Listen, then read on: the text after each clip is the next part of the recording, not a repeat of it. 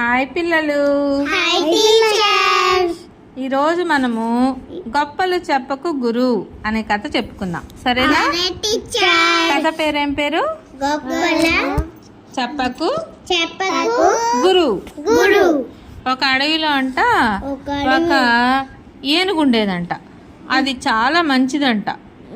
ఒక కోతి అది రెండు చిన్నప్పటి నుంచి కలిసి అడవిలో పెరుగుతూ ఉండేయంట. ఎవరెవరు? కోతి. కోతి అంట ఒకటే గొప్పలు చెప్పుకునేదంట. మేము చాలా తెలివైన వాళ్ళమి, మాకు బుద్ధి బలం చాలా ఎక్కువ, మానవులది కూడా మా వంశమే, వాళ్ళు మాలో నుంచే వచ్చారు మనుషులు కూడా, మేము చాలా గొప్ప వాళ్ళమి అని చెప్పి ఒకటే గొప్పలు చెప్పుకునేదంట. అయితే ఏనుగు మాత్రం ఏమి అనేది కాదంట. చిన్నగా ఒక నవ్వు నవ్వి గమ్ముగుండేదంట. అప్పుడు కోతి ఏం చేసేది? చెట్టు పైకి ఎక్కి కాయలు తెంపుకొని వచ్చి ఏనుగుకి ఇస్తుందంట. ఏనుగు చెట్టు పైకి ఎక్కలేదు కదా, కోతి తెచ్చేస్తుంది, తింటది అనమాట. అప్పుడు కోతి ఏమంటదంటే, చూసావా నాతో ఉన్నందుకు నీకు ఎన్ని లాభాలో, రోజు మంచి మంచి పండ్లు రుచి రుచిగా తింటున్నావు కదా, నువ్వు మరి నాలాగా చెట్టు ఎక్కగలవా అనేదంట ఏనుగుతోటి. దానికి కూడా ఏనుగు ఏమీ మాట్లాడేది కాదంట, చిన్నగా నవ్వి గమ్ముకుండేదంట.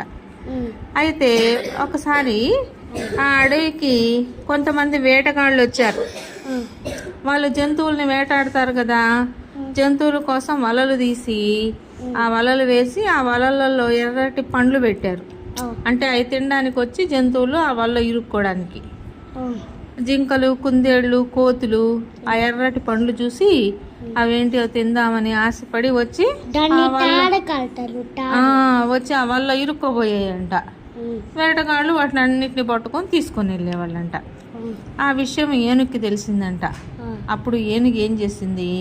వాటన్నిటిని కాపాడాలని పరుగున వెళ్ళి వాళ్ళు వెళ్ళే జీబు ఉంటాయి కదా, వాళ్ళు ఎత్తుకొని పోయే జీబు, ఆ జీబుని తొండంతో ఎత్తి పడేసేసిందంట.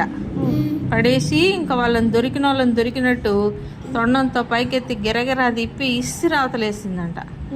ఆ విధంగా ఇంకా చేసేటప్పటికి దొంగలందరూ వాళ్ళని పట్టుకోబోయే వేటగాళ్ళందరూ భయపడి పడతా లేస్తా అక్కడి నుంచి పారిపోయారంట. అప్పుడు ఏనుగు ఏం చేసింది? జంతువులన్నిటినీ విడిపించిందంట. అప్పుడు కోతి ఏమనింది తెలుసా? అబ్బా నీకు ఎంత బలం ఉంది, నాకెప్పుడు నువ్వు చెప్పలేదే అని అడిగిందంట.